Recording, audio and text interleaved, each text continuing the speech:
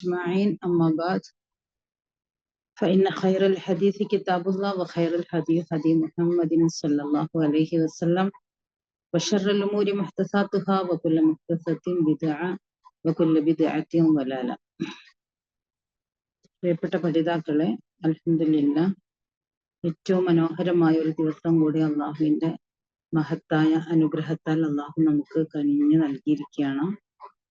ഓരോ ദിവസവും ഓരോ നിമിഷവും നമുക്ക് ഏറെ വിലപ്പെട്ടതാണ്. പടച്ച തമ്പുരാന്റെ അപാരമായ അനുഗ്രഹവുമാണ്. നമുക്കതിനോടുള്ള സമീപനം എങ്ങനെയാണ്, നമ്മളതെങ്ങനെ ഉപയോഗപ്പെടുത്തുന്നു എന്നതൊക്കെ അതിലേറ്റവും പ്രധാനമായ ഒരു കാര്യം തന്നെയാണ്. നമ്മൾ ബനൂ ഇസ്രായേലുകളുമായി ബന്ധപ്പെട്ട കാര്യങ്ങളാണ് പഠിക്കുന്നത്. ബനൂ ഇസ്രായേലുകളെ അള്ളാഹു ഭൂമിയിൽ പല സമൂഹങ്ങളായിട്ട് വിഭജിച്ചു എന്നാണ് നമ്മൾ മനസ്സിലാക്കിയത്. അവരുടെ കൂട്ടത്തിൽ നല്ല മനുഷ്യരുണ്ട്, അതല്ലാത്ത ആളുകളുമുണ്ട്. അവർ അള്ളാഹുവിന്റെ മാർഗത്തിലേക്ക് തിരിച്ചു വരുന്നതിന് വേണ്ടിയിട്ട് അള്ളാഹു അവരെ നന്മകൾ കൊണ്ടും തിന്മകൾ കൊണ്ടൊക്കെ പരീക്ഷിച്ചിട്ടുണ്ടായി എന്നാണ് അള്ളാഹു പറയുന്നത്. നമ്മുടെ ജീവിതത്തിലും അള്ളാഹു ഒരുപാട് പരീക്ഷണങ്ങൾ വെക്കും. നമ്മുടെ ജീവിതത്തിൽ നമ്മളിങ്ങനെ തിരിച്ചു വരുന്നുണ്ടോ ഇല്ലേ എന്നൊക്കെ അറിയാൻ വേണ്ടിയിട്ട്.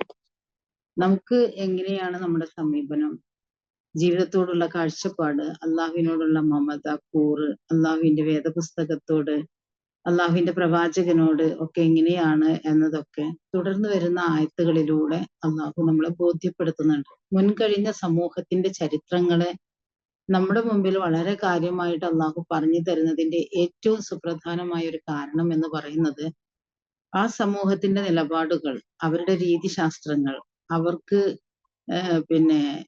പ്രവാചകനെ കാണാനും പ്രവാചകനിൽ നിന്ന് വേദപുസ്തകത്തെ ലഭിക്കാനും ഒക്കെയുള്ള ഭാഗ്യം ഉണ്ടായിട്ടും ഒട്ടനേകം ദൃഷ്ടാന്തങ്ങൾ അവരുടെ മുമ്പിൽ ശരിക്കും ഇങ്ങനെ എന്താ പറയാ, ജീവിതത്തിൽ ഏറ്റവും വലിയ അത്ഭുതങ്ങളായിട്ട് കാണാൻ സാധിച്ചിട്ടും ആ സമൂഹത്തിനെ അള്ളാഹുവിനോടുള്ള അള്ളാഹുവിനെ മനസ്സിലാക്കുന്നിടത്ത്, അള്ളാഹുവിനെ തിരിച്ചറിയുന്നിടത്ത്, അള്ളാഹുവിന്റെ പരലോകത്തെ പ്രതീക്ഷിക്കേണ്ടിടത്തൊക്കെ വന്ന അപജയത്തെ കുറിച്ചൊക്കെ നമ്മൾ പല ആയത്തുകളിലായിട്ട് പഠിച്ചു. ഈ ചരിത്രത്തെ അള്ളാഹു നമുക്ക് മനസ്സിലാക്കി തരുന്നത് നമുക്കും അള്ളാഹുവിനെ മനസ്സിലാക്കാൻ, അള്ളാഹുവിന്റെ വേദപുസ്തകത്തെ തിരിച്ചറിയാൻ, അള്ളാഹുവിന്റെ പരലോകത്തെ പ്രതീക്ഷിക്കാൻ ഒക്കെ നമ്മുടെ ജീവിതത്തിൽ നമുക്കുള്ള ഏറ്റവും വലിയ പാഠങ്ങളായിട്ട് ഇത് നിലകൊള്ളണം എന്നതുകൊണ്ടാണ് ലോകാവസാനം വരെയുള്ള ഒരു വേദപുസ്തകത്തിൽ അള്ളാഹുവിന്റെ പ്രവാചകനിലൂടെ ഈ സത്യയാഥാർത്ഥ്യങ്ങളെ അള്ളാഹു നമുക്ക് ഏത് കാലഘട്ടത്തിൽ വരെ ഉണ്ടാകുമോ അതുവരെയുള്ള ആളുകൾക്ക് മനസ്സിലാക്കാൻ പാകത്തിൽ അള്ളാഹു അവരുടെ ചരിത്രത്തിലൂടെ നമുക്ക് കുറെ കാര്യങ്ങൾ ബോധ്യപ്പെടുത്തിക്കൊണ്ടിരിക്കുന്നത്. അതുകൊണ്ടാണ് അത്തരത്തിലുള്ള ചില തിരിച്ചറിവുകളാണ് തുടർന്നുള്ള ആയത്തുകളിൽ അള്ളാഹു പറയുന്നത്. ഇൻഷാ അല്ലാഹ്. അഊദു ബില്ലാഹി മിനശ് ശൈത്വാനിർ റജീം. ബിസ്മില്ലാഹിർ റഹ്മാനിർ റഹീം. فخلف من بعدهم خلف ورثوا الكتاب يأخذون عرض هذا الأدنى ويقولون سيغفر لنا وإن يأتهم عرض مثله يأخذوه ألم يؤخذ عليهم ميثاق الكتاب ألا يقولوا على الله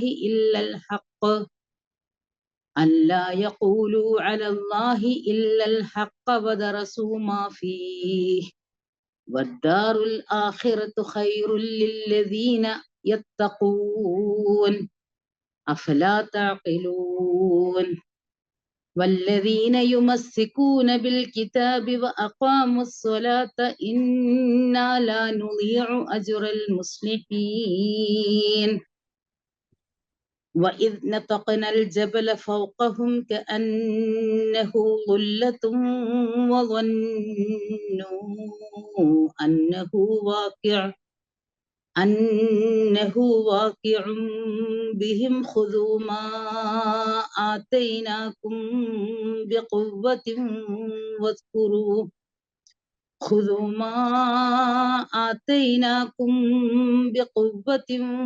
واذكروا ما فيه لعلكم تتقون. ഇവിടെ അല്ലാഹു പറയുന്നത് ബനൂ ഇസ്രായേലുകളെ കുറിച്ചാണല്ലോ നമ്മൾ മനസ്സിലാക്കി വരുന്നത്. അള്ളാഹു പറയുന്നത് ഫഖലഫ മിൻ ബഅദിഹിം ഖൽഫുൻ എന്നാണ്.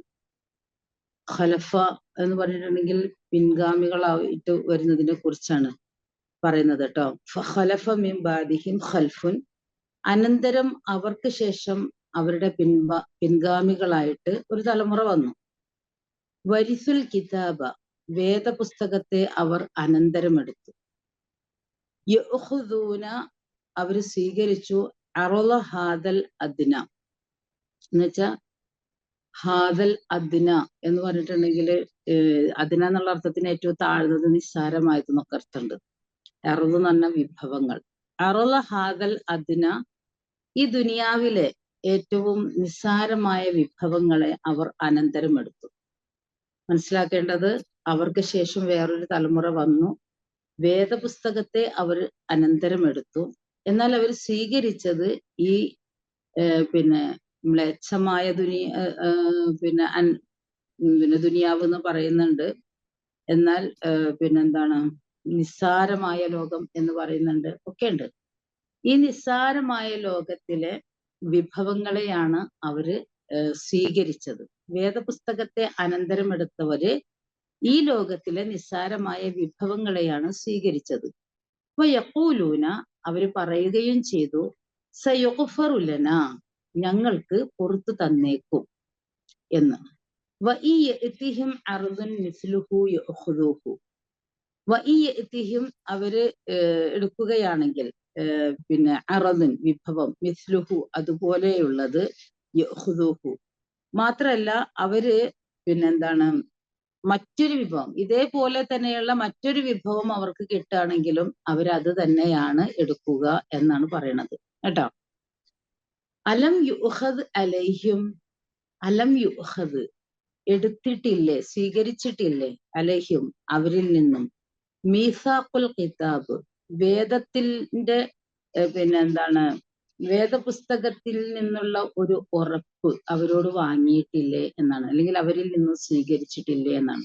അപ്പൊ വേദപുസ്തകത്തിൽ നമ്മളോട് ഒരുപാട് കാര്യങ്ങൾ പറയാൻ, നമ്മൾ ഒരുപാട് കാര്യങ്ങളിൽ അള്ളാഹുവായിട്ട് കരാറിലൊക്കെയാണല്ലോ. അത്തരത്തിലുള്ള കരാറുകൾ അവരിൽ നിന്നും സ്വീകരിച്ചിട്ടില്ലേ?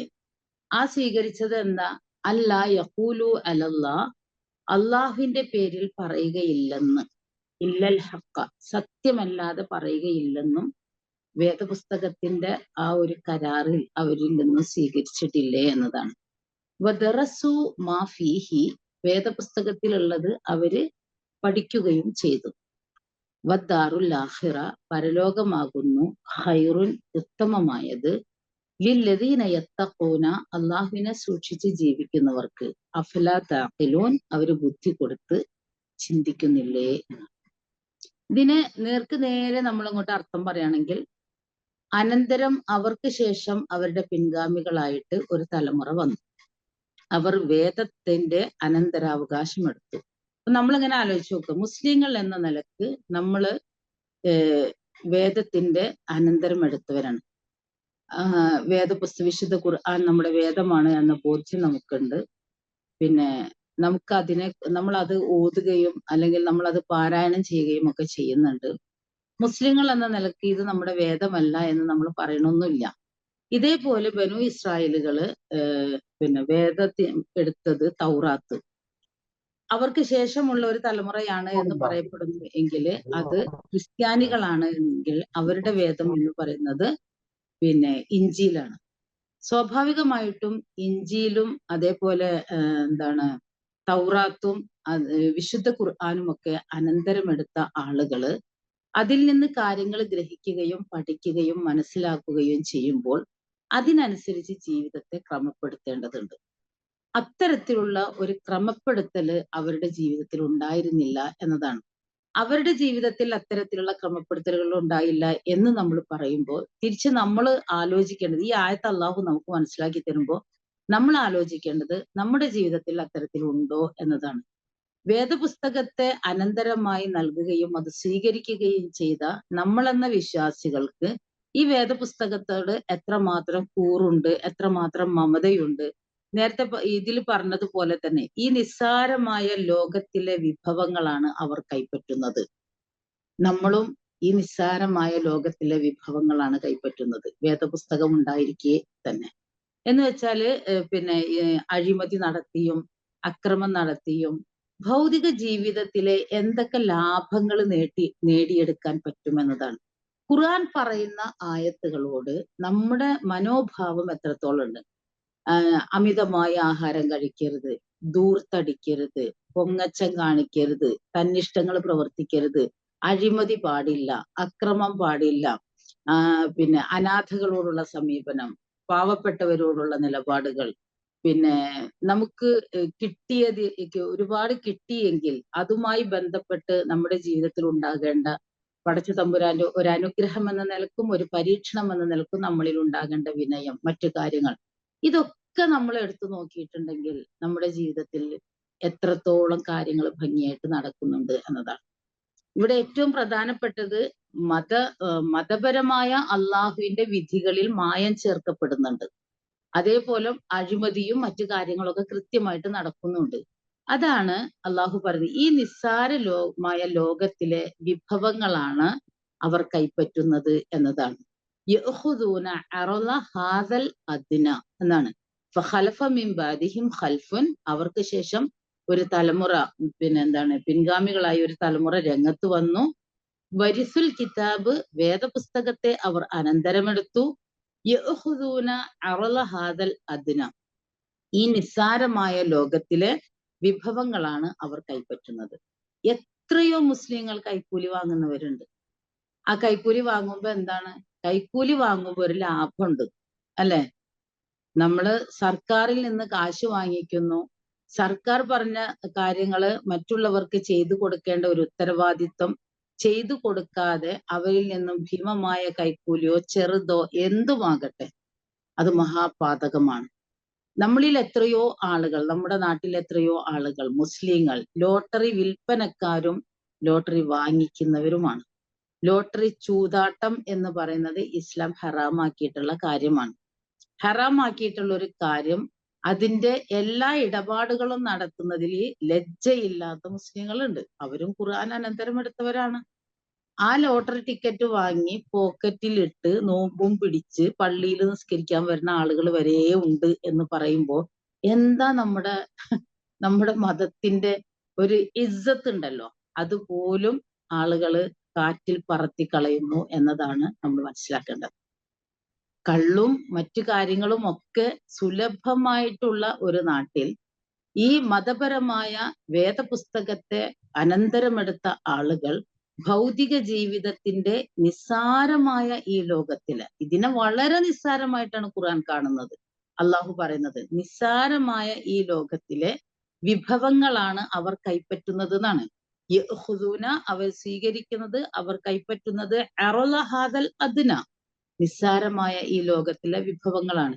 എന്നിട്ട് ഈ ആളുകൾക്കൊക്കെ ഉള്ള ഒരു സംഗതി എന്താണെന്നറിയോ? വയഖൂലൂന, അവര് പറയും സയഗ്ഫറു ലനാ, ഞങ്ങൾക്ക് അള്ളാഹു പുറത്തു തന്നേക്കും എന്നതാണ്.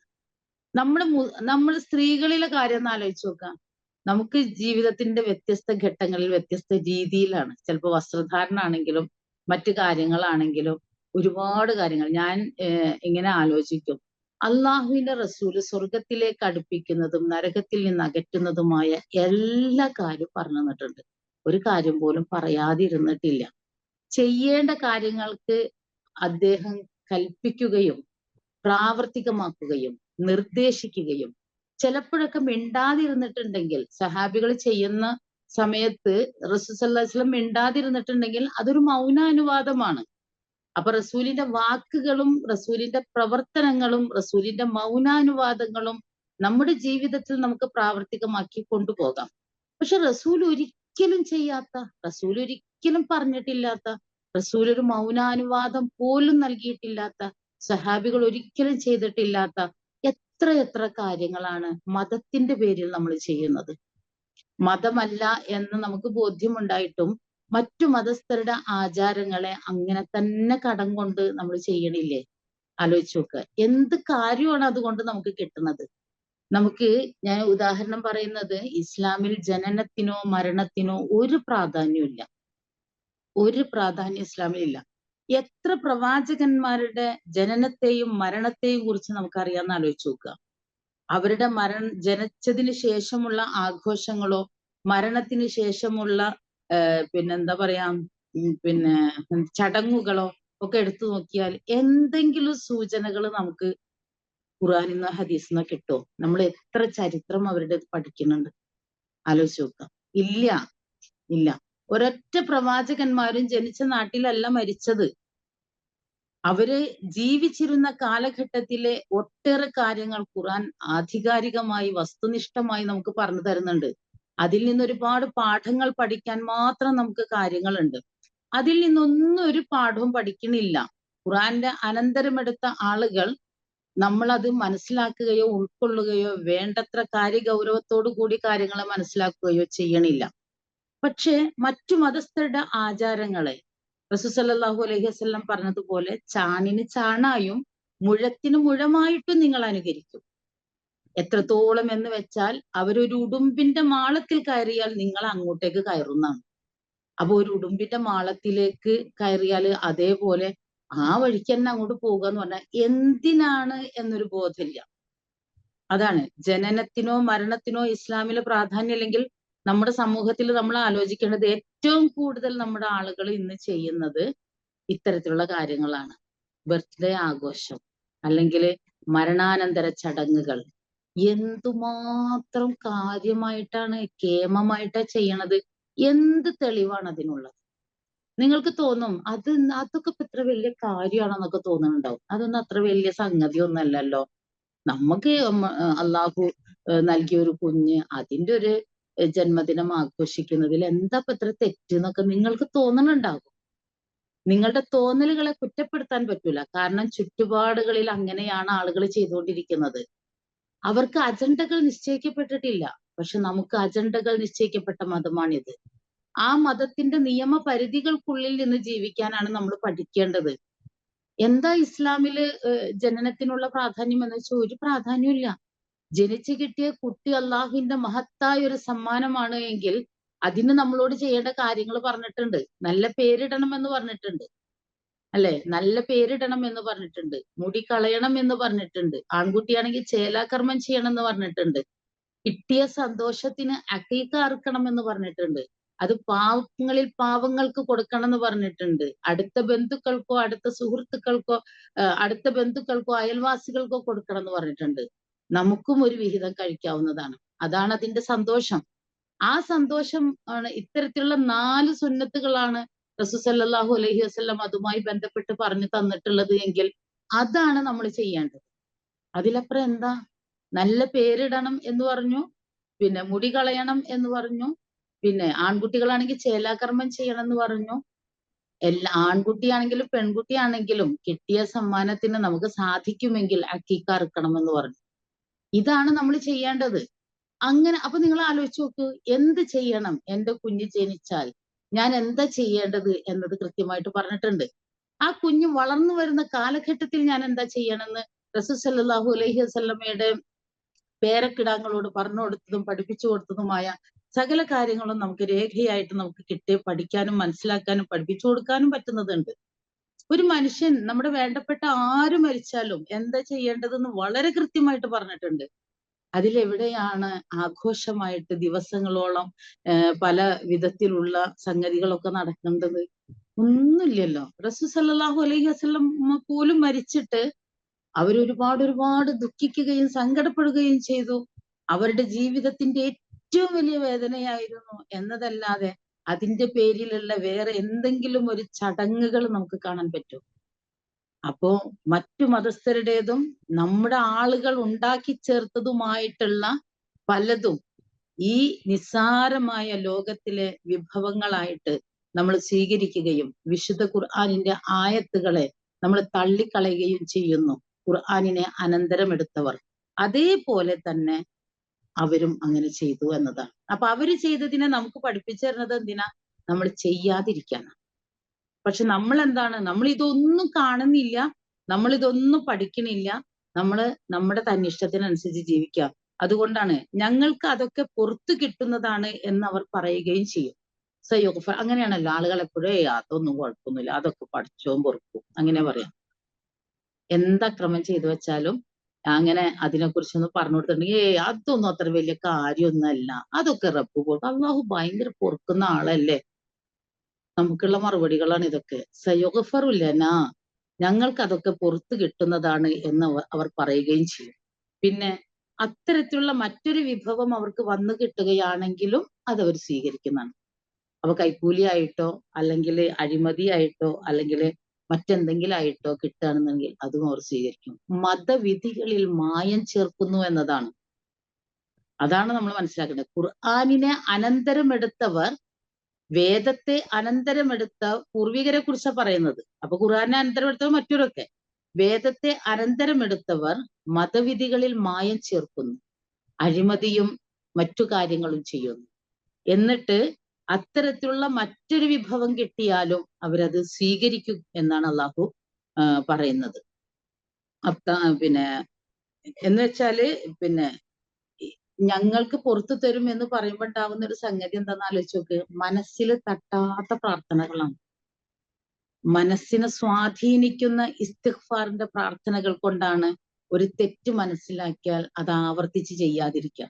പക്ഷെ മനസ്സിൽ തട്ടാത്ത പാപമോചനത്തിന്റെ പ്രാർത്ഥനകൾ അത് അന്നേരം പ്രാർത്ഥിക്കും, പിന്നെ തെറ്റ് കാണുമ്പോൾ പിന്നെയും ചെയ്യും, പിന്നെയും അങ്ങനെ തന്നെ. നമ്മൾ സാധാരണ പറയും കാക്ക തൗബ എന്ന് പറയും. കാക്ക മാലിന്യം കണ്ടാൽ കൊത്തി തിന്നും, വെള്ളം കണ്ടാൽ കുളിക്കും, പിന്നെ മാലിന്യം കണ്ടാൽ വീണ്ടും കൊത്തി തിന്നും. അതാണ്.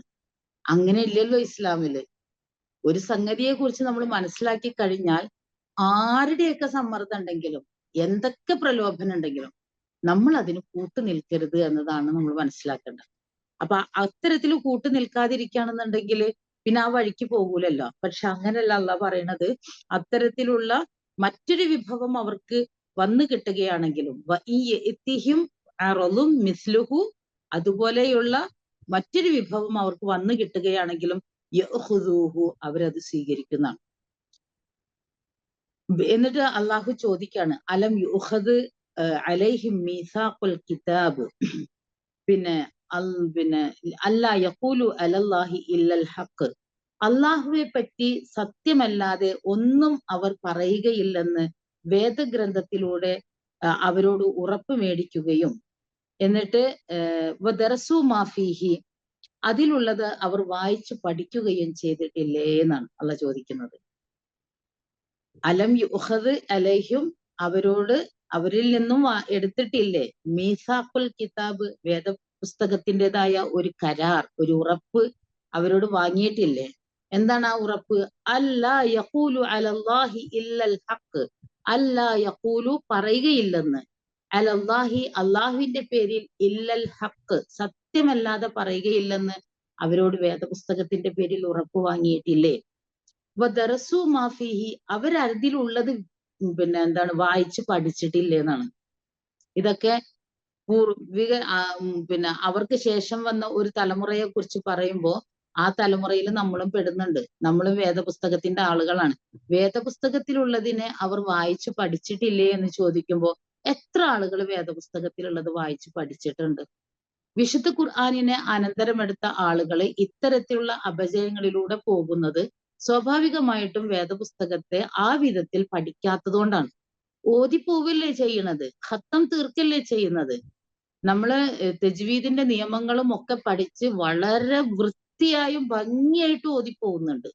പക്ഷെ അതിലുള്ളത് വായിച്ച് പഠിച്ച് ഹൃദയത്തിലേക്ക് ചേർത്ത് വെച്ച് നമ്മളിലുള്ള അപജയങ്ങളെ ഓരോന്ന് ഇല്ലാതെയാക്കി കളഞ്ഞ് നമ്മൾ എത്രത്തോളം ക്ലിയർ ആയിട്ട് പോകുന്നുണ്ടോ അവിടെയാണ് പടച്ച തമ്പുരാന്റെ അടുക്കൽ നിന്ന് നമുക്ക് രക്ഷാമാർഗം തുറന്നു കിട്ടുന്നത്.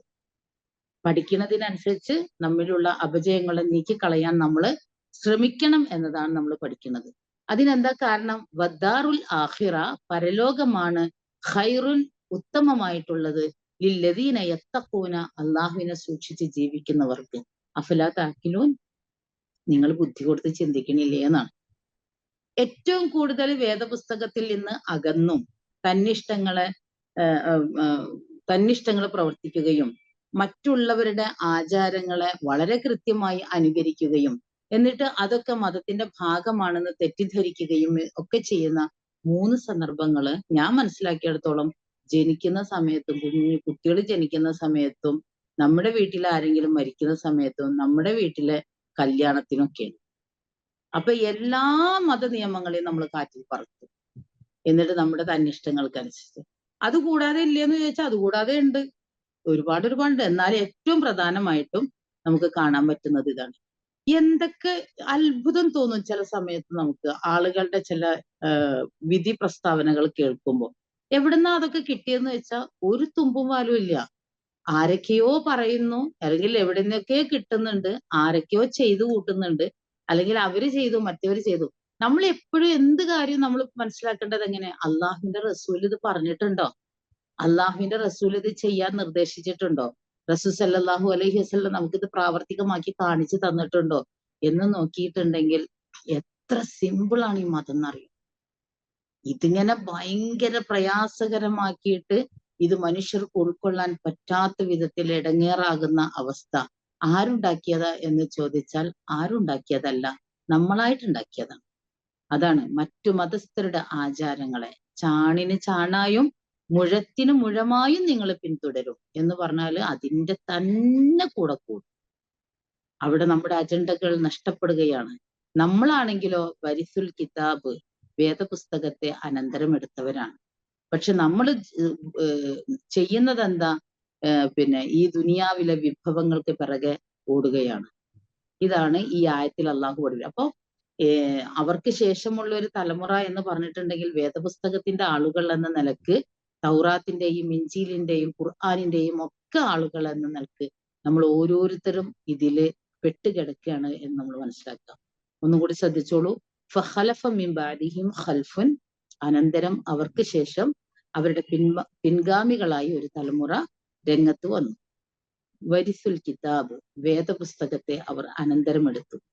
യഖുദൂന, അവർ സ്വീകരിക്കുന്നു, അറള ഹാദൽ അദ്ന, നിസ്സാരമായ ഈ ലോകത്തിലെ വിഭവങ്ങളെയാണ് അവർ സ്വീകരിക്കുന്നത്. നമ്മൾ എപ്പോഴും സ്വീകരിക്കേണ്ടത് നിസ്സാരമല്ലാത്ത ഒരു ലോകത്തിലെ വിഭവങ്ങൾ ലഭിക്കാനുള്ള പരിശ്രമങ്ങളാണ് ഉണ്ടാക്കേണ്ടത്. അത് പരലോകത്തെ ലക്ഷ്യം വെച്ചിട്ട്. പരലോകത്തെ ലക്ഷ്യം വെച്ച് ജീവിക്കുന്ന ഒരാൾക്ക് ഈ ദുനിയാവിലെ ജീവിതം എന്തൊരു സൗകര്യവും സന്തോഷവും നിറഞ്ഞതാണെന്ന് അറിയാം. ഇത്തരത്തിലുള്ള ഒരുപാട് കെട്ടുപാടുകൾക്ക് പിറകെ പോകണ്ട, വളരെ ലളിതമാണ്, വളരെ സന്തോഷപ്രദമാണ്, ഒക്കെയാണ്. പക്ഷെ ഇതൊക്കെ കൂടെ ആകുമ്പോൾ നമ്മളെ ഇതിങ്ങനെ വരിഞ്ഞു മുറിക്കും. അതുകൊണ്ടാണല്ലോ അള്ളാഹു ഒരു പ്രയാസവും നിങ്ങൾക്ക് വെച്ചിട്ടില്ല എന്നാണ്. ലാ യുകല്ലിഫുല്ലാഹു നഫ്സൻ ഇല്ലാ വുസ്അഹ. ഓരോരുത്തർക്കും ചെയ്യാൻ പറ്റണതല്ലാത്ത ഒന്നും വെച്ചിട്ടില്ല. അങ്ങനെ ചെയ്യാൻ പറ്റുന്ന ഭാരങ്ങളാണോ നമ്മൾ തലയിൽ ഏറ്റിയിരിക്കുന്നത്? ആലോചിച്ചോക്കുക. നമ്മൾ ആരൊക്കെയോ എന്തൊക്കെയോ പറയുന്നതിനനുസരിച്ച് ജീവിതത്തെ ഇങ്ങനെ കൊണ്ടുപോകുമ്പോൾ അത്രയും ബുദ്ധിമുട്ടുകളും പ്രയാസങ്ങളും ആണുള്ളത് എന്നാണ്. അപ്പോൾ അവര് സ്വീകരിക്കുന്നത് ഈ നിസ്സാരമായ ലോകത്തിലെ വിഭവങ്ങളെയാണ്. അപ്പൊ യഖൂലൂന, എന്നിട്ട് അവര് പറയാണ് സയഗ്ഫറു ലനാ, ഞങ്ങൾക്ക് ഇതൊക്കെ പുറത്തു തന്നേക്കും. ഏത്? മതവിധികളിൽ മായം ചേർത്തും അഴിമതി നടത്തിയും ഒക്കെ ജീവിക്കുമ്പോൾ, തന്നിഷ്ടങ്ങൾക്കനുസരിച്ച് ജീവിതത്തെ ക്രമപ്പെടുത്തുമ്പോൾ അവര് പറയണത് ഞങ്ങൾക്കിതൊക്കെ പുറത്തു തന്നേക്കും എന്നാണ്. അറുതും, മറ്റൊരു വിഭവം അവർക്ക് ലഭിക്കുകയാണെങ്കിലും മിസ്ലുഹു, അതുപോലെയുള്ളത് യഖുദൂഹു, അവരതും സ്വീകരിക്കും. വേറെ എന്തെങ്കിലും കിട്ടിയാല് അത് സ്വീകരിക്കും, ഒന്നും ഒഴിവാക്കൂല. അലം യുഖദ് അലൈഹിം, അവരിൽ നിന്ന് സ്വീകരിച്ചിട്ടില്ലേ മീസാഖുൽ കിതാബ്, വേദത്തിന്റെ ഉറപ്പ്, അല്ലാ യഖൂലു അലല്ലാഹി ഇല്ലൽ ഹഖ്, എന്ന് വെച്ചാൽ വേദപുസ്തകത്തിന്റെ ആളുകൾ സത്യല്ലാതെ പറയാൻ പാടില്ലല്ലോ. അപ്പൊ വേദപുസ്തകത്തിന്റെ ആളുകൾ, വരിസുൽ കിതാബ് എന്നല്ല ആദ്യം പറഞ്ഞത്, വേദം അനന്തരം എടുത്തു എന്നല്ലേ. വേദപുസ്തകത്തിന്റെ ആളുകൾ സത്യമല്ലാതെ പറയില്ലെന്ന് അവരിൽ നിന്ന് ഉറപ്പ് വാങ്ങിയിട്ടില്ലേ? വദറസു മാഫിഹി, അതിലുള്ളത് അവർ വായിച്ചു പഠിക്കുകയും ചെയ്തിട്ടില്ലേന്ന്. വായിച്ചു പഠിച്ചിട്ടില്ല, അത് വേറെ കാര്യം. വായിച്ചു പഠിക്കേണ്ടവരല്ലേ? ആണ്. അതാണ്, അവർ വായിച്ചു പഠിച്ചിട്ടില്ലേ? ഖുർആൻ അനന്തരം എടുത്തിട്ട്, തൗറാത്ത് അനന്തരം എടുത്തിട്ട്, ഇഞ്ചീൽ അനന്തരം എടുത്തിട്ട് എന്താ അവര് ചെയ്യണത്?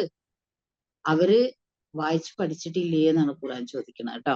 വദ്ദാറുൽ ആഖിറ, പരലോക വിഭവമാണ്, ഖൈറുൻ, ഉത്തമമായിട്ടുള്ളത്, ലില്ലദീന യത്തഖൂന, അല്ലാഹുവിനെ സൂക്ഷിച്ച് ജീവിക്കുന്നവർക്ക്, അഫലാ തഅഖിലൂൻ, നിങ്ങൾ ബുദ്ധി കൊടുത്ത് ചിന്തിക്കണില്ലേ എന്നാണ്. അപ്പൊ ബുദ്ധിയില്ല എന്നതൊരു വലിയ പ്രശ്നമാണ്. തന്നിഷ്ടത്തിനനുസരിച്ച് ജീവിക്കുമ്പോൾ ബുദ്ധി പ്രയോഗിക്കണില്ല എന്ന് കൂടെ നമ്മൾ മനസ്സിലാക്കാം. ഇതുമായി ബന്ധപ്പെട്ട് സൂറ മറിയമിലെ 59 ആയത്തെന്നാണ് എൻ്റെ ഒരു ഓർമ്മ ട്ടോ. അവിടെ അള്ളാഹു പറയുന്നുണ്ട് ഫഖലഫ മിൻ ബഅദിഹിം ഖൽഫുൻ. അനന്തരം അവർക്ക് ശേഷം മറ്റൊരു എന്താണ് അവരുടെ പിൻഗാമികളായ ഒരു തലമുറ രംഗത്ത് വന്നു. അള്ളാഹുസ്സലാത്ത്, അവർ നമസ്കാരം പാഴാക്കി. വത്തബഉ ശഹവാത്ത്, തന്നിഷ്ടങ്ങളെ പിന്തുടർന്നു. ഫസൗഫ യൽഖൗന ഗയ്യ, ദുർമാർഗത്തിന്റെ ഫലം അവർ കണ്ടെത്തുക തന്നെ ചെയ്യുന്നതാണ്. എന്നാലോചിച്ച് നോക്കുക. ഇത് സൂറ മറിയമിൽ അള്ളാഹു പറയുമ്പോൾ നമുക്ക് മനസ്സിലാക്കാൻ പറ്റുമല്ലോ. അവർക്ക് ശേഷം ബനു ഇസ്രായേലുകൾക്ക് ശേഷം ഒരു തലമുറ രംഗത്ത് വന്നു. പിന്നെ അവരും അങ്ങനെയാണ്, അവർക്ക് ശേഷം വന്നവരും മൂന്നും എല്ലാം വേദപുസ്തകത്തിന്റെ ആളുകളുമാണ്. പക്ഷെ എന്താ സംഭവിച്ചത്? നമസ്കാരം അവര് പാഴാക്കി എന്നാണ്. ജീവിതത്തില് ഭൗതിക ജീവിതത്തിൽ ആനന്ദവും പാരത്രിക ജീവിതത്തിൽ പിന്നെ രക്ഷാമാർഗവും തുറന്നു കിട്ടാനുള്ള ഏറ്റവും ശക്തമായ ഒരു ഉപാധിയാണ് നിസ്കാരം നിലനിർത്തുക എന്നുള്ളത്. ഭൗതിക ജീവിതത്തിലെ ആനന്ദവും പാരത്രിക ജീവിതത്തിൽ രക്ഷാമാർഗവും തുറന്നു കിട്ടാനുള്ള ഏറ്റവും വലിയ ഒരു ഉപാധി പടച്ച തമ്പുരാൻ നമുക്ക് നൽകിയിരിക്കുന്ന ഏറ്റവും വലിയൊരു അനുഗ്രഹമാണ് നമസ്കാരം നിലനിർത്തിക്കൊണ്ടുപോകുക എന്നുള്ളത്. അതുകൊണ്ടാണല്ലോ ഖദ് അഫ്ലഹൽ മുഅ്മിനൂൻ അല്ലദീന ഹും ഫീ സ്വലാത്തിഹിം ഖാശിഊൻ. സത്യവിശ്വാസികൾ വിജയിച്ചിരിക്കുന്നു. ആരാണ് ആ സത്യവിശ്വാസികള്? അവര് നമസ്കാരത്തിൽ ഭക്തിയുള്ളവരാണ് എന്നാണ്. അപ്പൊ ഭക്തിയുള്ളതായിട്ടുള്ള സത്യവിശ്വാസികൾ വിജയിച്ചിരിക്കുന്നു എന്ന് പറയുമ്പോൾ ഭൗതിക ജീവിതത്തിൽ നമുക്ക് ഭയങ്കര ഒരു ആനന്ദം, ഒരു സന്തോഷം. എന്താണ്? ഓരോ സമയത്തും നമ്മൾ അള്ളാഹുവിന്റെ മുമ്പിൽ തെറ്റുകളെ ഏറ്റുപറയുന്നു. അള്ളാഹുവിൽ വലിയ പ്രതീക്ഷയോടുകൂടി ഒരുപാട് കാര്യങ്ങൾ പറയുന്നു. അള്ളാഹുവിന്റെ അപദാനങ്ങൾ വാഴ്ത്തുന്നു, അള്ളാഹുവിനെ പ്രകീർത്തിക്കുന്നു, അള്ളാഹുവിനെ പുകഴ്ത്തുന്നു, അള്ളാഹുവിനെ മഹത്വപ്പെടുത്തുന്നു, അള്ളാഹുവിനോട് കുറെ ചോദിക്കുന്നു, നമ്മുടെ തെറ്റുകളൊക്കെ ഏറ്റുപറയുന്നു, അള്ളാഹുവിനോട് സ്വർഗം ചോദിക്കുന്നു, നരകത്തിൽ നിന്ന് രക്ഷ കിട്ടാൻ വേണ്ടി പ്രാർത്ഥിക്കുന്നു. നമ്മുടെ സത്യവിശ്വാസത്തെ നമ്മൾ എപ്പോഴും പുതുക്കിക്കൊണ്ടിരിക്കും. ഇതിനൊക്കെയുള്ള ഏറ്റവും ശക്തമായിട്ടുള്ള ഉപാധിയാണ് നമസ്കാരം. ആ നമസ്കാരം പാഴാക്കുക എന്ന് പറഞ്ഞിട്ടുണ്ടെങ്കിൽ പിന്നെ എന്താ? ദുനിയാവിലെ എല്ലാ സന്തോഷവും നിൽക്കും. നമുക്കൊരു പിടുത്തമില്ലാണ്ടായിരിക്കും, നമ്മൾക്കൊരു പിടിവലില്ലാണ്ടാവും. സമയബോധം നൽകുന്നതുണ്ട്, വൃത്തിബോധം നൽകുന്നുണ്ട്. നമുക്ക് അള്ളാഹുവായിട്ട് ഇങ്ങനെ സംവദിക്കാനുള്ള ആ ഒരു സമയവും സന്ദർഭവും എന്ന് പറയുന്നത് മാഷാ അല്ലാ എന്തൊരു വലിയ അനുഗ്രഹമാണ് അത്. പക്ഷെ ആ അനുഗ്രഹത്തെ മനസ്സിലാക്കാത്ത ഒരുപാട് ആളുകൾ, അവരെ കുറിച്ച് ഖുർആൻ പറയുന്നുണ്ടല്ലോ, വഇന്നഹാ ലകബീറത്തുൻ ഇല്ലാ അലൽ ഖാശിഈൻ. അല്ലാഹനെ പേടിയില്ലാത്തവർക്ക് നിസ്കാരം എന്ന് പറഞ്ഞാൽ ഭയങ്കര ഭാരമാണെന്നാണ്. ആകെ 1/4 മണിക്കൂർ മതി ഒരു ദിവസത്തെ നിസ്കാരത്തിന്. പക്ഷെ അല്ലാഹനെ പേടിയില്ലാത്തവർക്ക് എന്തൊരു ബുദ്ധിമുട്ടാണെന്ന് അറിയാതെ. അല്ലാഹനെ പേടിയുള്ളവർക്കോ ഭയങ്കര സന്തോഷമാണ്, ആനന്ദമാണ്. റസൂൽ എന്തുമാത്രം സന്തോഷിച്ചിരുന്നു, റസൂലിന് എന്തൊരു അനുഭൂതിയായിരുന്നു നമസ്കാരം. എന്തുമാത്രം സന്തോഷത്തിലാണ് റസൂൽ ഓരോ വക്തും അതിനുവേണ്ടി തയ്യാറാകുന്നത്. അല്ലെങ്കിൽ ബിലാൽ റളിയല്ലാഹു അൻഹുവിനോട് ബാങ്ക് കൊടുക്കാൻ പറയുന്നത്, നിസ്കാരത്തിനോടുള്ള ഇഷ്ടം, ആ ആനന്ദാനുഭൂതിയിൽ ലയിക്കാനുള്ള ഒരു അങ്ങേയറ്റത്തെ ആഗ്രഹം, താല്പര്യം, അതാണ്. അതേസമയം ഇതിനൊട്ടും ഇഷ്ടമില്ലാത്ത ആളുകൾക്ക് ഓരോ സമയത്ത് 5 മിനിറ്റും ഭയങ്കര ഭാരമായിരിക്കുന്നതാണ്. അഖിമിസ്സലാത്തിൽ ദിക്രി, എന്നെ ഓർക്കാൻ വേണ്ടി നിങ്ങൾ നിസ്കരിക്കണം എന്നാണ്. അള്ളാഹുവിനെ കുറിച്ചുള്ള ഓർമ്മ മനസ്സിലിങ്ങനെ നിറഞ്ഞു നിൽക്കാൻ, അള്ളാഹുവിനോട് ചോദിക്കാൻ, അള്ളാഹുവിനെ ഇങ്ങനെ മുമ്പിൽ നിന്നിട്ട് അള്ളാഹിനോട് ചോദിക്കാനും അള്ളാഹിനോട് പറയാനും അള്ളാഹുവിനെ വാഴ്ത്താനും പ്രകീർത്തിക്കാനും മഹത്വപ്പെടുത്താനും അങ്ങനെ എന്തൊക്കെ കാര്യങ്ങളാ അതിൽ നമുക്ക് കിട്ടുന്നത്. പക്ഷേ ഫഖലഫ മിൻ ബഅദിഹിം ഖൽഫുൻ, അവർക്ക് ശേഷം ഒരു തലമുറ വന്നു. അല്ലാഹുസ്സലാത്ത്, നമസ്കാരം പാഴാക്കി കളഞ്ഞു. നമ്മുടെ എത്ര കുട്ടികൾ നിസ്കരിക്കുന്നുണ്ടെന്ന് ആലോചിച്ചു. എല്ലാം ഒരു ശീലമാണ്. അതുകൊണ്ടാണ് അത് നേരത്തെ ശീലിപ്പിക്കണം എന്ന് പറയുന്നത്. നമ്മൾ നേരത്തെ എന്തൊക്കെ ശീലങ്ങൾ പഠിപ്പിക്കുന്നുണ്ട് നമ്മുടെ മക്കളെ, എന്തുകൊണ്ട് ഇത് മാത്രം സാധ്യമാകണില്ല?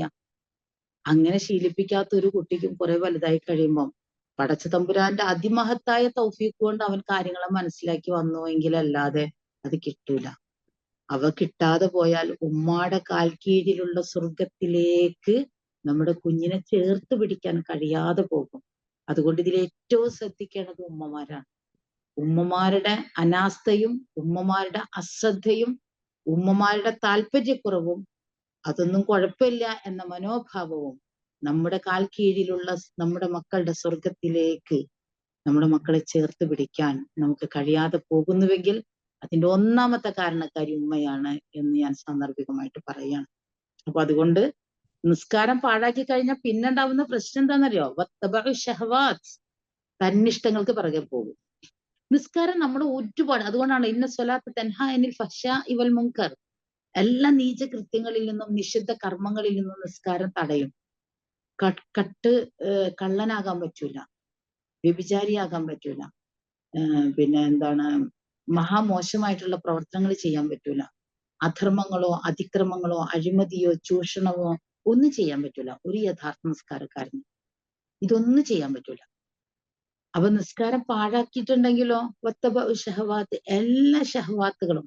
ഷഹവാത്ത് എന്താ? തന്നിഷ്ടം. എനിക്ക് തോന്നിയതൊക്കെ ഞാൻ ചെയ്യാം, എനിക്ക് തോന്നിയതൊക്കെ ചെയ്യാം, ആരും എന്നെ നിയന്ത്രിക്കേണ്ട, എനിക്ക് എന്റെ ഇഷ്ടം.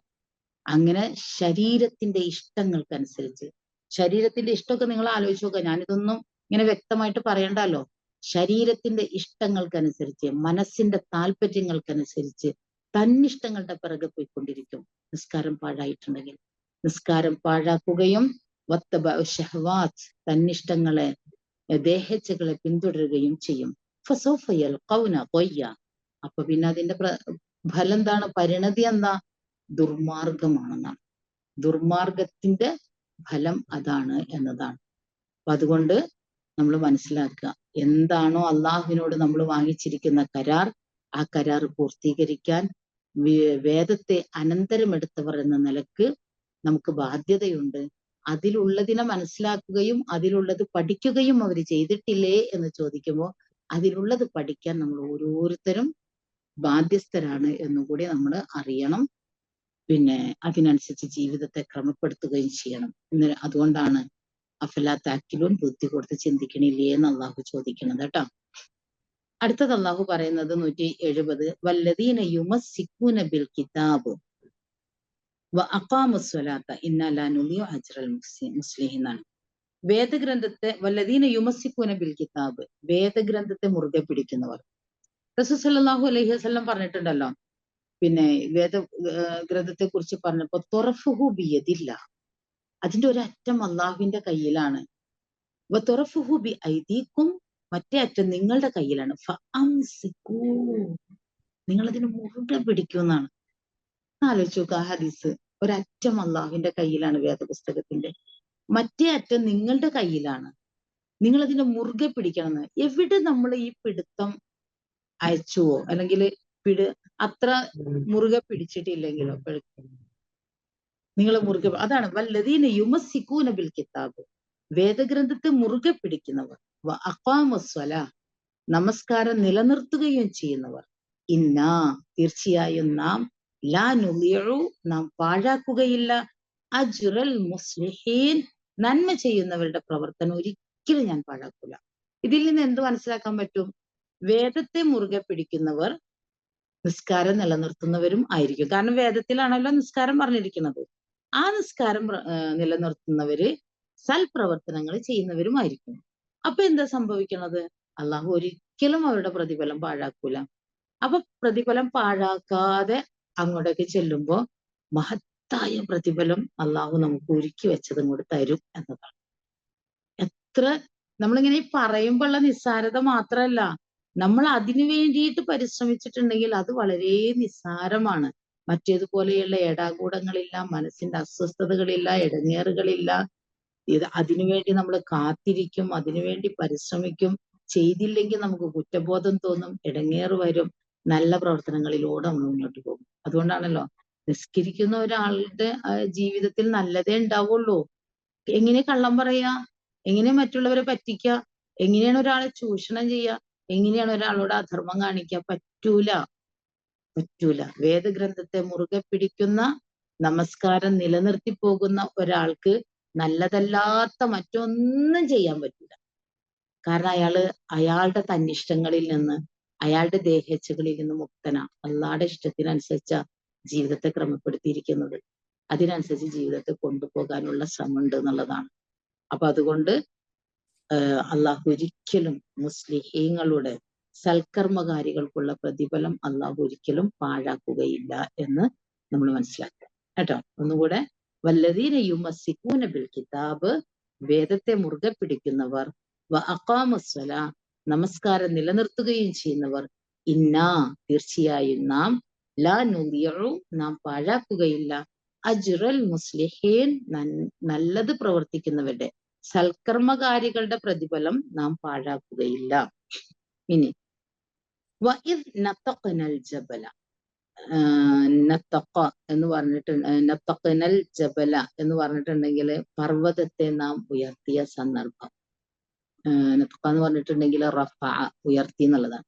നമ്മൾ ഒരുപാട് സ്ഥലത്ത് ഈ ആയത്ത് നമ്മൾ കണ്ടിട്ടുണ്ട്. തൂർ പർവ്വതത്തേക്ക് അള്ളാഹു പിന്നെ ഉയർത്തിയതിനെ കുറിച്ചൊക്കെ നമ്മൾ പഠിച്ചിട്ടുണ്ട്. വറഫഅനാ ഫൗഖഹും തൂറ ബിമീസാഖിഹിം എന്നൊക്കെ നമുക്ക് കാണാമല്ലോ. അവരുടെ മീതെ നാം തൂർ പർവ്വതത്തെ പിന്നെ ഉയർത്തി എന്നത്. അപ്പോ അവരുടെ മീതെ നാം പർവ്വതത്തെ ഉയർത്തിയ സന്ദർഭം. കഅന്നഹു ളുല്ലത്തുൻ, ഒരു കൊട പോലെ അള്ളാഹു അങ്ങോട്ട് ഉയർത്തി എന്നാണ്. ഒരു കൊട പോലെ തൂർ പർവ്വതത്തെ അവരുടെ മീതെ ഇങ്ങനെ ഉയർത്തി എന്ന് ആലോചിച്ച് നോക്കണം കേട്ടോ. അന്നഹു വാക്കിഉം ബിഹിം, പിന്നെ വലന്നു, അവര് വിചാരിച്ചു, അവര് കരുതി, അന്നഹു, തീർച്ചയായും അത്, വാക്കിഉം ബിഹിം, അവരുടെ മേലങ്ങോട്ട് വന്ന് വീഴുക തന്നെ ചെയ്യുമെന്ന് അവർ കരുതി. ഖുദു, നിങ്ങൾ സ്വീകരിക്കുക, മാ ആതൈനാക്കും, നിങ്ങൾക്ക് നാം നൽകിയത്, പിന്നെ ബിഖുവ്വത്തിൻ, ശക്തിയോട് കൂടി നിങ്ങൾ പിടിക്കുക. വസ്കുറു എന്ന് വെച്ചാൽ മുറുകെ പിടിക്കുക എന്ന്.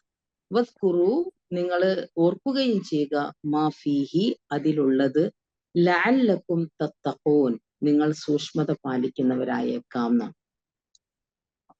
നമ്മളിങ്ങനെ ആലോചിച്ച് നോക്കുക, തലക്കുമീതെ ഒരു പർവ്വതം ഇങ്ങനെ നിൽക്കാണ്, ആകാശത്തിനും തലയുടെയും ഇടയിലായിട്ട്. ഡെമോക്ലസിന്റെ വാള് പോലെ എപ്പോ വേണമെങ്കിലും വീഴാൻ പാകത്തിൽ ഇങ്ങനെ നിൽക്കണം. സത്യത്തിൽ ഇങ്ങനെ നിൽക്കുമ്പോ അതിലുള്ള വേദത്തിലുള്ള കാര്യങ്ങളൊക്കെ നിങ്ങൾ മുറുകെ പിടിക്കണം എന്ന് പറഞ്ഞാല് എപ്പോ വേണമെങ്കിലും അത് സംഭവിക്കാമല്ലോ. അപ്പൊ നമ്മൾ വിചാരിക്കും നമ്മുടെ മീതെ പർവ്വതമൊന്നും ഇല്ലല്ലോ, പക്ഷെ ഖുർആൻ ചില ചോദ്യങ്ങളൊക്കെ നമ്മളോടും ചോദിക്കുന്നുണ്ട് കേട്ടോ. അമിൻതും മൻ ഫിസ് സമാ അൻ യഖ്സിഫ ബിക്കുമുൽ അർള ഫഇദാ ഹിയ തമൂർ, അങ്ങനെ ചോദിക്കണ്ടല്ലോ. പിന്നെ ഭൂമിയിലേക്ക് നിങ്ങൾ ആഴ്ത്തിക്കളയില്ലാന്ന് നിങ്ങൾക്ക് തോന്നണുണ്ടോ? നിങ്ങളുടെ മേലെ ആകാശം കൊണ്ട് വീഴൂലാന്ന് നിങ്ങൾക്ക് തോന്നണുണ്ടോ എന്നൊക്കെ ചോദിക്കുന്നുണ്ടല്ലോ പഠിച്ച തമ്പുരാൻ. അള്ളാഹ് വിചാരിച്ചല്ലോ എന്താ നടക്കാത്തത്? ഈ തൂർ പർവ്വതത്തെ അള്ളാഹു ഇങ്ങനെ പൊക്കിയിട്ട് അവരുടെ മേലെ ഇങ്ങനെ ഉയർത്തി എന്ന് പറയുമ്പോ എന്താ കഥ? ഇതൊക്കെ അവര് ഒന്നാമത് പർവ്വതങ്ങളുടെ ഒരു പറുദീസ എന്ന് പറയാം നമുക്ക്, ഇവിടുന്ന് ആ ഭാഗങ്ങളിലൊക്കെ യാത്ര ചെയ്യുമ്പോൾ. ശരിക്കും അങ്ങനെയുള്ള ഒരുപാട് പർവ്വതങ്ങൾ, ഒരുപാട് അത്ഭുതങ്ങൾ. ഭൂമിയുടെ സന്തുലിതാവസ്ഥ നിലനിർത്താൻ വേണ്ടിയിട്ടാണ് അള്ളാഹു പർവ്വതങ്ങളെ നാട്ടി നിർത്തിയിരിക്കുന്നതെങ്കിൽ പോലും ആ പർവ്വതങ്ങളിലൂടെ പടച്ച തമ്പുരാൻ നമുക്ക് നൽകുന്ന ഒട്ടനേക തിരിച്ചറിവുകൾ, അതിനെ കുറിച്ചുള്ള കാര്യങ്ങളൊക്കെ നമ്മൾ പഠിക്കുമ്പോൾ ശരിക്കും നമ്മൾ ആലോചിക്കേണ്ടത്, അങ്ങനെ ഈ മീതെ ഇങ്ങനെ നിൽക്കുമ്പോൾ അതൊരു കുടയായിട്ട് എന്ന് പറയുമ്പം, കുട എന്തിനാ ചൂടണത്? കുട മുകളിൽ ഇങ്ങനെ നിൽക്കുന്ന ഒരവസ്ഥ ഇങ്ങനെ ആലോചിച്ച് നോക്കാം. നമ്മുടെ കയ്യിൽ നമ്മൾ പിടിക്കുന്നു എന്നത് ശരി, ആകാശത്തിനും നമ്മുടെ തലയുടെയും ഇടയിലായിട്ടാണ് അത് നിൽക്കുന്നത് അല്ലെ. അതേപോലെ തന്നെ ആകാശത്തിനും അവരുടെ തലക്ക് മീതെയായിട്ട് അതിനിടയിലായിട്ട് തൂർ പർവ്വതത്തെ അവര് ഉയർത്തി. നാം ജബല, പർവ്വതത്തെ നാം ഉയർത്തി, ഫൗഖഹും, അവരുടെ മീതെ ഉയർത്തിയ സന്ദർഭം, അവരുടെ മീതെ, കഅന്നഹു ളുല്ലത്തുൻ, അതൊരു കുട എന്നോണം നാം ഉയർത്തിയ സന്ദർഭം. വദന്നു, അവർ വിചാരിക്കുകയും ചെയ്തു, അന്നഹു വാഖിഉൻ ബിഹിം, അത് അവരുടെ മേൽ ആപതിക്കുമെന്ന് തന്നെ അവർ കരുതി. എപ്പോ വേണമെങ്കിലും വീഴാലോ, ഇങ്ങനെ നിൽക്കുമ്പോ എപ്പോ വേണമെങ്കിലും അത് വീഴാം. അങ്ങനത്തെ ഒരു പേടി ഉള്ളിൽ സ്വാഭാവികമായിട്ടും ഉണ്ടാവില്ല. പഠിച്ചോനെ എപ്പോഴാ അത് വീണ പിന്നെ കഴിഞ്ഞ് അല്ലെ. അപ്പൊ അങ്ങനെ സംഭവിക്കുമെന്ന് അവർ വിചാരിച്ചു. അപ്പൊ അള്ളാഹു പറയാണ്, ഖുദൂ മാ ആതൈനാക്കും, എന്താ വേണ്ടത്? ഞാൻ നിങ്ങൾക്ക് നൽകിയത് നിങ്ങൾ എന്ത് ചെയ്യണം? നിങ്ങൾ മുറുകെ പിടിക്കണം എന്നതാണ്. നാം നിങ്ങൾക്ക് നൽകിയത് മുറുകെ പിടിക്കാന്ന് പറഞ്ഞാല് വേദപുസ്തകത്തിലെ നിയമങ്ങളെ മുറുകെ പിടിക്കുകയും ജീവിതത്തെ അതിനനുസരിച്ച് ക്രമപ്പെടുത്തുകയും ചെയ്യാം. ഇനി മുറുകെ പിടിച്ചില്ലെങ്കിൽ ആർക്കാ ദോഷം? മുറുകെ പിടിച്ചില്ലെങ്കിൽ നമുക്ക് തന്നെയല്ലേ ദോഷം? നമുക്ക് തന്നെയാണ് ദോഷം. അതുകൊണ്ടാണല്ലോ വഇദ് അഖദല്ലാഹു മീസാഖല്ലദീന ഊത്തുൽ കിതാബ, വേദം നൽകപ്പെട്ടവരോട് അള്ളാഹു കരാറ് വാങ്ങിയ സന്ദർഭം, ലതുബയ്യിനുന്നഹു ലിന്നാസ്, ജനങ്ങൾക്ക് അത് വിവരിച്ചു കൊടുക്കുക തന്നെ ചെയ്യണം എന്ന് പറഞ്ഞു. വലാ തക്തുമൂനഹു, അതിനെ നിങ്ങൾ മറച്ചു വെക്കരുത് എന്നതാണ്. ഫനബദൂഹു, അപ്പൊ എന്ത് ചെയ്തു? അവരത് വലിച്ചെറിഞ്ഞു. വറാ ളുഹൂരിഹിം, അവരുടെ പിറകിലേക്ക്. വഷ്തറൂ ബിഹി സമനൻ ഖലീല, തുച്ഛമായ വിലക്ക് അതവർ വിറ്റ് കളയുകയും ചെയ്തു. ഫബിഅസ മാ യഷ്തറൂൻ, അവര് വിറ്റ് കളഞ്ഞത്, എന്നിട്ട് അവർ പകരം വാങ്ങിയത് എത്ര ചീത്തയാണ് എന്നാണ്. നമ്മള് വേദം പഠിച്ചിട്ടുണ്ടെങ്കിൽ, അതുകൊണ്ടാണല്ലോ ഖൈറുക്കും മൻ തഅല്ലമൽ ഖുർആന വഅല്ലമ എന്ന് പറഞ്ഞാൽ എന്താ? നിങ്ങളിൽ ഉത്തമൻ ഖുർആൻ പഠിക്കുകയും അത് മറ്റുള്ളവർക്ക് പഠിപ്പിച്ചു കൊടുക്കുകയും ചെയ്യുന്നവനാണെന്നാണ്. അത് തന്നെയാണ് ഇവിടെ പറഞ്ഞത്. അവരോട് കരാർ വാങ്ങിയത് തുബയ്യിനുന്നഹു ലിന്നാസ്, ജനങ്ങൾക്ക് അത് വിശദീകരിച്ചു കൊടുക്കുന്നതിന് വേണ്ടിയാണ്. വലാ തക്തുമൂനഹു, അതിലുള്ളത് മറച്ചു വെക്കരുത് എന്നാണ്. നിങ്ങൾ ആലോചിച്ച് നോക്കുക, നമ്മുടെ നാട്ടിലുള്ള പണ്ഡിതന്മാർ എന്ന് പേര് പറയപ്പെടുന്ന ചിലര് എന്തൊക്കെ നുണകളാണ് പറഞ്ഞ് പഠിപ്പിക്കുന്നത്, എത്ര സത്യങ്ങളാണ് ഖുർആനിലുള്ളത് മറച്ചു വെക്കുന്നത്. ഖുർആനിന്റെ ആഴങ്ങളിലേക്ക് ഇറങ്ങിച്ചെന്ന് ഖുർആനിലെ എല്ലാ അറിവുകളെയും വാരിയെടുക്കാൻ പാകത്തിൽ പടച്ച തമ്പുരാൻ മനുഷ്യന് നൽകിയിരിക്കുന്ന ബുദ്ധിയൊക്കെ പണയപ്പെടുത്തിയിട്ട് ഈ ആളുകൾ ചിലര് പറയുന്ന ഓരോ, നമുക്ക് ഒട്ടും ഇങ്ങനെ യോജിക്കാൻ പോലും പറ്റാത്ത ചില കാര്യങ്ങൾ, എന്നിട്ട് ആ ഖുർആനിനെ തുച്ഛമായ വിലക്ക്, അത് 40 വട്ടം ഓതിയിട്ട് ഊതി കുടിച്ചാൽ അങ്ങനെ, 60 വട്ടം ഓതിയിട്ട് ഊതി കുടിച്ചാൽ ഇങ്ങനെ, അത് ആ വെള്ളം പുരട്ടിയാൽ ഇങ്ങനെ, അത് തലയിൽ ഇങ്ങനെ ഉറ്റിച്ചാൽ ഇങ്ങനെ, എന്തൊക്കെ കാര്യങ്ങളാണ് ഇത്? അതിനൊക്കെ ഉള്ളതാണോ ഇത്? പണ്ട് പ്രസവ സമയത്തൊക്കെ പ്രസവമൊക്കെ എളുപ്പമാകാൻ വേണ്ടിയിട്ട് പിഞ്ഞാണം എഴുതി കുടിക്കണ പരിപാടിയൊക്കെ ഉണ്ടായിരുന്നു. അത് ഖുർആന്റെ ആയത്തുകൾ ഒരു പ്രത്യേക മഷിയിൽ പിഞ്ഞാണത്തിൽ എഴുതിയിട്ട് അത് കുടിക്കുക ചെയ്യുക, പ്രസവം എളുപ്പമാക്കാൻ. എവിടെങ്കിലും നമുക്കിതൊക്കെ കാണാൻ പറ്റുമോ, കേൾക്കാൻ പറ്റുമോ? നമ്മുടെ റസൂൽ സല്ലല്ലാഹു അലൈഹി വസല്ലം ഇതൊക്കെ പറഞ്ഞു തന്നിട്ടുണ്ടോ? ആലോചിച്ചു. ഇതൊന്നുമില്ല. ഖുർആൻ ഹൃദയത്തിലേക്ക് എത്തണം എന്നുള്ളതാണ്. അത് വായനയിലൂടെയാണ്, പഠനത്തിലൂടെയാണ്, മനനത്തിലൂടെയാണ്. മനനം എന്ന് പറയുമ്പോൾ ഒരു ആയത്തിന്റെ പിറകെ കൂടാനും അതിനെ ചിന്തിക്കാനും അതിനെ പഠിക്കാനും അതിന്റെ ആശയങ്ങളെ ഗ്രഹിക്കാനും ഒക്കെ നമുക്ക് സാധിക്കണം. അവിടെ നമുക്ക് അള്ളാഹുവിനെ കണ്ടെത്താൻ സാധിക്കും, അള്ളാഹുവിന്റെ അനുഗ്രഹങ്ങളെ മനസ്സിലാക്കാൻ സാധിക്കും, അള്ളാഹുവിന്റെ ആയത്തുകളിൽ അധിഷ്ഠിതമായ ഒരു ജീവിതത്തെ ക്രമപ്പെടുത്താൻ സാധിക്കും. പക്ഷെ അതൊന്നും ഇല്ലാതെ പോകുന്നു എന്നതാണ്. അങ്ങനെ പോകുന്നവരോട് ഖുർആന്റെ ചോദ്യമാണ്, ഖുദുമ ആതൈനാകും ബിഖുവ്വത്തിൻ, നിങ്ങൾ സ്വീകരിക്കേണ്ടത് ഇത് മുറുകെ പിടിക്കണം നിങ്ങൾ എന്നാണ്. അതുകൊണ്ടാണ് നേരത്തെ പറഞ്ഞതുപോലെ ഒരറ്റം അള്ളാഹുടെ കയ്യിലും ഒരറ്റം നമ്മുടെ കയ്യിലാണെങ്കിൽ നിങ്ങൾ അതിന് മുറുകെ പിടിക്കണം എന്ന് പറഞ്ഞു. അതേപോലെ ഇവരുടെ മുകളിൽ തൂർ പർവ്വതത്തെ അള്ളാഹു ഉയർത്തി, അവരുടെ ഒരു വിചാരം ഇത് നമ്മുടെ തലയിൽ വീഴും എന്നതാണ്. പക്ഷെ വീഴാതിരിക്കാൻ അള്ളാഹു ഒരു ഉപാധി പറയുന്നത് എന്താണ്? ഖുദുമ ആതൈനാകും ബിഖുവ്വത്തിൻ, നിങ്ങൾക്ക് നാം നൽകിയത് നിങ്ങൾ എന്ത് ചെയ്യാ? നിങ്ങൾ മുറുകെ പിടിക്കുക. അപ്പൊ അതിൽ ഒരുപാട് കാര്യങ്ങൾ പറഞ്ഞിട്ടുണ്ടല്ലോ. എന്തൊക്കെ കാര്യം നമ്മുടെ വേദപുസ്തകത്തിൽ പറഞ്ഞതുപോലെയുള്ള കാര്യങ്ങളാണ് എല്ലാ കാലത്തും എല്ലാ സമൂഹത്തോടും പൊതുവായിട്ട് അള്ളാഹുവിന് പറയാനുള്ളത്. അള്ളാഹു ഏകനാണെന്നും ഓരോ പ്രവാചകന്മാരെയും അംഗീകരിക്കുകയും അവരുടെ വാക്കുകളെ കേൾക്കുകയും മനസ്സിലാക്കുകയും അതിനനുസരിച്ച് ജീവിതത്തെ ക്രമപ്പെടുത്തുകയും ചെയ്യണമെന്ന്, ഒരാളോട് അനീതി കാണിക്കരുതെന്ന്, ഈ പ്രകൃതിയോടും ജീവജന്തുക്കളോടും സർവോപരി പടച്ച തമ്പുരാനോടും ഒക്കെ നമുക്ക് പിന്നെ അതിൻ്റെതായ വിധത്തിലുള്ള അടുപ്പവും മമതയും സ്നേഹവും കൂറും ഒക്കെ ഉണ്ടാകണമെന്നത്. എല്ലാ കാലഘട്ടത്തിലും മനുഷ്യനായിട്ട് നല്ലതായിട്ട് ജീവിക്കണം എന്നതല്ലാതെ എന്താ എല്ലാ വേദപുസ്തകങ്ങളും പറയുന്നത്? അപ്പൊ എന്ത് വേണം? ഇതുകൊണ്ട് വീഴാതിരിക്കണം എന്നുണ്ടെങ്കിൽ നിങ്ങൾ എന്ത് ചെയ്യാ? ഖുദൂ മാ ആതൈനാകും ബിഖുവ്വത്തിൻ, നിങ്ങൾക്ക് നാം നൽകിയതിനെ നിങ്ങൾ മുറുകെ പിടിക്കുക. വദ്കുറു, അതാണ് പിന്നെ പറയുന്നത്. വദ്കുറു, നിങ്ങൾ ഓർക്കണം, മാ ഫീഹി, അതിലുള്ളത്. അപ്പൊ ഓരോ സന്ദർഭം വരുമ്പോഴും അതിലുള്ളത് നമ്മൾ ഓർക്കുക. അതാ ഞാൻ പറഞ്ഞത്, ജനിച്ചാൽ എന്ത് വേണം? നമ്മൾ അതിൽ നോക്കണം. അല്ലെങ്കിൽ റസൂൽ എന്താ പറഞ്ഞത് നോക്കണം. മരിച്ചാൽ എന്ത് വേണം? അതിലേക്ക് നോക്കണം. കല്യാണം എങ്ങനെയാണ്? അതിലേക്ക് നോക്കണം. ജീവിതത്തിൽ എന്തൊക്കെയാ വേണ്ടത്? അതിലേക്ക് നോക്കണം. എന്ത് കാര്യം ഇതിൽ പറയാത്തത്? ഒരു കാര്യം പറയാത്തതില്ലല്ലോ. എല്ലാ കാര്യവും പറഞ്ഞിട്ടുണ്ട്. അങ്ങനെ ചിലതൊക്കെ അത് വിട്ടുപോയിട്ടോ, പറയാൻ പറ്റിയില്ല, എന്താണ് ഓർമ്മയുണ്ട്, അങ്ങനെ ഇല്ലല്ലോ. അങ്ങനെ ഇല്ല. എന്ത് വിഷയമാണോ അതുണ്ട്. പക്ഷെ നോക്കണില്ല, നമ്മൾ ഓർക്കണില്ല. വസ്കുറു മാ ഫീഹി, അതിലുള്ളതിനെ നിങ്ങൾ ഓർക്കുക എന്നാണ്. നിങ്ങൾക്ക് നൽകിയതിനെ നിങ്ങൾ മുറുകെ പിടിക്കുക. വിശുദ്ധ ഖുർആനിനെ മുറുകെ പിടിക്കുക, അല്ലെങ്കിൽ തൗറാത്തിനെ നിങ്ങൾ മുറുകെ പിടിക്കുക, ഇഞ്ചീലിനെ നിങ്ങൾ മുറുകെ പിടിക്കുക.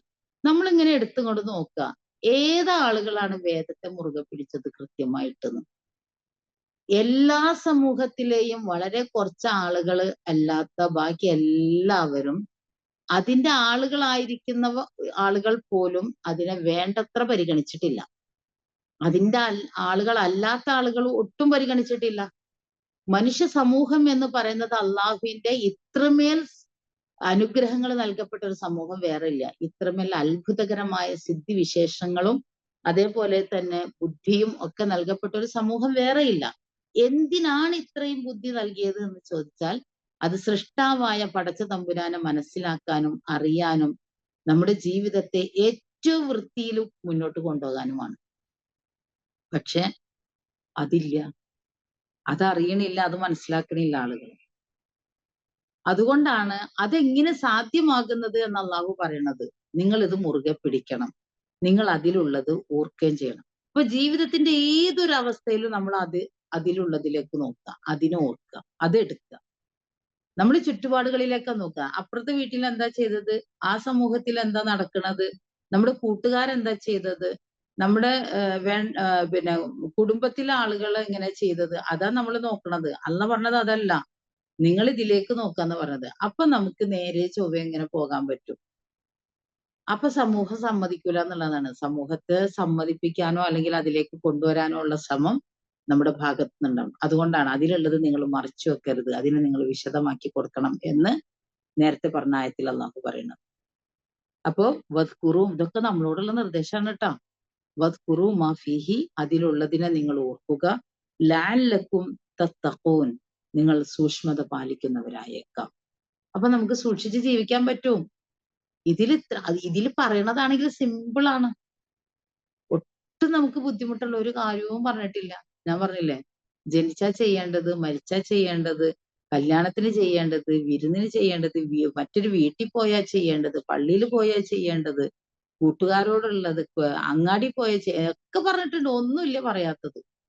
എല്ലാം എല്ലാം എല്ലാം പറഞ്ഞിട്ടുണ്ട്. എല്ലാത്തിനും റസൂൽ സല്ലല്ലാഹു അലൈഹി വസല്ലം നമുക്ക് ഇങ്ങനെ പഠിപ്പിച്ചു തന്നിട്ടുണ്ട്. പക്ഷെ നമ്മൾ അതിലേക്ക് നോക്കണില്ല, നമ്മള് പഠിക്കണില്ല. നമ്മളുടെ ഖുർആൻ ആയത്ത് പോലും അല്ലെങ്കിൽ ഖുർആൻ ഓതുന്ന രീതി പോലും മറ്റുള്ളവരുടെ പിന്നെന്താണ് വേദം വായിക്കണ കോലത്തിലാണ്. അതിന്റെ നീട്ടലും കുറുക്കലും വലിക്കലും ഒക്കെയാണ് നമ്മുടെ സമൂഹത്തിൽ നമുക്ക് കാണാൻ സാധിക്കുന്നത്. ഒരു യഥാർത്ഥമായ ഒരു ജീവിതത്തിലേക്ക് സത്യസന്ധമായി നമുക്ക് മുന്നോട്ട് പോകാനുള്ള ഒരു വഴി എന്ന് പറയുന്നത് വേദപുസ്തകത്തെ, വേദത്തിലെ കാര്യങ്ങളെ മുറുകെ പിടിച്ച് അള്ളാഹുവിന്റെ നിർദ്ദേശങ്ങളെ യഥാവിധി പാലിച്ച് മുന്നോട്ട് പോവുക എന്നത് തന്നെയാണ്. അതിനനുസരിച്ച് ജീവിതത്തെ ക്രമപ്പെടുത്താനും ഒക്കെ നമുക്ക് സാധിക്കണം എന്നതാണ്. അപ്പോ ഭൗതിക ജീവിതത്തെ ലക്ഷ്യം വെച്ച് പിന്നെ എന്താണ്, ഞങ്ങൾക്ക് അള്ളാഹു പുറത്തു തന്നോളും എന്ന് പറഞ്ഞ് തെറ്റുകുറ്റങ്ങളിൽ അഭിരമിക്കുന്നതിന് പകരം അള്ളാഹുവിന്റെ ആയത്തുകളെ മുറുകെ പിടിക്കുകയും അതിലുള്ളതിനെ ഓർക്കുകയും അതിലുള്ളതിനനുസരിച്ച് ജീവിതത്തെ ക്രമപ്പെടുത്തുകയും അവിടെ ഭൗതിക ജീവിതത്തിലെ മറ്റെല്ലാത്തിനെയും മാറ്റി നിർത്തുകയും മറ്റുള്ളവരുടെ താല്പര്യങ്ങൾക്കനുസരിച്ച് ജീവിതത്തെ കൊണ്ടുപോകാതിരിക്കുകയും ഒക്കെ ചെയ്താൽ ഈ ജീവിതം എത്രയോ ധന്യവും സന്തോഷപ്രദവും ഒക്കെയാണ്. അതല്ലാത്ത വിധത്തിലുള്ള എന്തെന്ത് കാര്യങ്ങൾ നമ്മൾ ചെയ്യുന്നുവോ അതിന്റെയൊക്കെ ദുരിതങ്ങളും ദുരന്തങ്ങളും നമ്മൾ അനുഭവിച്ചുകൊണ്ടിരിക്കും. ഇപ്പം എന്തൊരു ശക്തമായ ചൂടും എന്തുമാത്രം അസ്വസ്ഥതയും വെള്ളമില്ലാത്ത അവസ്ഥയും ഒരുപാട് ആധിയും വേവലാതിയിലുമാണ് കേരളം മുന്നോട്ട് പോകുന്നത്. കേരളത്തില് ഇങ്ങനത്തെ ഒരവസ്ഥ നമ്മള് അധികമൊന്നും കണ്ടിട്ടേ ഇല്ല. വേനലില് ഇത്രയും ശക്തമാകുന്നതും ചൂടൊക്കെ, അതൊക്കെ സൂര്യന് വല്ലാതെ ഇങ്ങോട്ട് താഴ്ന്നിട്ടോ അല്ലെങ്കിൽ സൂര്യന്റെ പിന്നെ നിശ്ചിത ഭ്രമണപഥത്തിലൂടെ ഇതൊക്കെ സഞ്ചരിക്കുന്നതിൽ എവിടെയെങ്കിലും ഒരു അപാകം വന്നിട്ടോ ഒന്നല്ല. നമ്മുടെ നാട്ടിലെ എല്ലാ മരങ്ങളും വെട്ടിക്കളയുകയും നമ്മുടെ നാട്ടിൽ പുതിയ മരങ്ങൾ വെച്ച് പിടിപ്പിക്കാതിരിക്കുകയും നമ്മൾ പ്രകൃതിയോട് കാണിക്കുന്ന അതിക്രമങ്ങളും ചൂഷണങ്ങളും ഒക്കെ തന്നെയാണ് നമ്മൾ ഈ അനുഭവിച്ചു കൊണ്ടിരിക്കുന്ന ദുരന്തത്തിനൊക്കെ കാരണം. പടച്ച തമ്പുരാന്റെ അപാരമായ കാരുണ്യവും അങ്ങേയറ്റത്തെ അനുഗ്രഹവും അവന്റെ ഭാഗത്തു നിന്നുണ്ടായെങ്കിൽ മാത്രമാണ് നമുക്ക് ഒരാശ്വാസത്തിന്റെ കുളിർമഴ കിട്ടുള്ളൂ എന്നുള്ളത് ബോധ്യമായിട്ടുണ്ട് എല്ലാവർക്കും. പിന്നെ എനിക്ക് തോന്നും, മനുഷ്യരിങ്ങനെ തെറ്റ് ചെയ്തുകൊണ്ടേയിരിക്കുമ്പോഴും ഇസ്തിഗ്ഫാർ ചെയ്യാതെ പോകുമ്പോൾ അള്ളാഹു ഇതൊക്കെ തടയുമല്ലോ. സക്കാത്ത് കൊടുക്കാത്തവർക്കും ഇസ്തിഗ്ഫാർ ചെയ്യാത്തവർക്കുമൊക്കെ അള്ളാഹു മഴ നിഷേധിക്കും. ജീവിതത്തിൽ ഇതൊക്കെ അള്ളാഹു നിഷേധിക്കുന്നു എന്ന് പറയുമ്പോൾ നമ്മളുടെ കൈക്രിയ കൊണ്ടല്ലേ, നമ്മളുടെ തന്നിഷ്ടങ്ങൾ കൊണ്ടല്ലേ, നമ്മുടെ അതിക്രമങ്ങൾ കൊണ്ടല്ലേ. ലഹറൽ ഫസാദ് ഫിൽ ബർരി വൽ ബഹർ ബിമാ കസബത് ഐദിൻ നാസ് എന്നാണ്. മനുഷ്യകരങ്ങൾ പ്രവർത്തിക്കുന്നത് മൂലമാണ് കരയിലും കടലിലുമൊക്കെ ദുരന്തങ്ങൾ വ്യാപകമാക്കുന്നത് എന്നാണ്.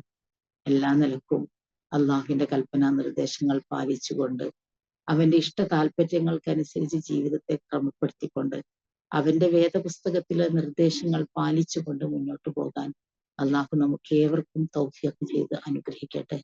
തെറ്റുകുറ്റങ്ങളും പാപങ്ങളും എല്ലാം അള്ളാഹു പുറത്ത് മാപ്പാക്കി തരട്ടെ. നമ്മുടെ ജീവിതത്തിൽ അള്ളാഹുവിന്റെ കാരുണ്യം നമ്മുടെ മേൽ വർഷിക്കുമാറാകട്ടെ. ജീവിതത്തിന്റെ എല്ലാ അവസ്ഥകളിലും വിശ്വാസത്തെ മുറുകെ പിടിച്ച് വിശുദ്ധ ഖുർആനിനെ ചേർത്ത് വെച്ച് ജീവിതത്തെ ക്രമപ്പെടുത്തി മുന്നോട്ട് പോകാൻ അള്ളാഹുവിന്റെ എല്ലാവിധ അനുഗ്രഹവും ഉണ്ടാകട്ടെ. ലോകത്തിന്റെ നാനാഭാഗങ്ങളിൽ ഒരുപാട് പ്രയാസങ്ങൾ അനുഭവിക്കുന്നവരുണ്ട്, കടുത്ത പരീക്ഷണങ്ങളെ അഭിമുഖീകരിക്കുന്നവരുണ്ട്, ദാരിദ്ര്യവും കഷ്ടപ്പാടുകളും എല്ലാം അനുഭവിക്കുന്നവരുണ്ട്. പരമദയാലുവായ അള്ളാഹുവെ, അവർക്കെല്ലാവർക്കും നിന്റെ ആശ്വാസവും നിന്റെ ഭാഗത്തു നിന്നുള്ള കാരുണ്യവും നിന്റെ അനുഗ്രഹങ്ങളും ഉണ്ടാകണേ. കാലവിപത്തുകൾ കൊണ്ടും പൈശാചിക പ്രവണതകൾ കൊണ്ടുമൊക്കെ ഒരുപാട് പ്രയാസങ്ങൾ ഉണ്ടാകുന്നു. കാരുണ്യവാനായ റബ്ബെ, എല്ലാ നിലക്കും ജീവിതത്തിൽ നിന്റെ അനുഗ്രഹങ്ങൾ വർഷിക്കണമേ.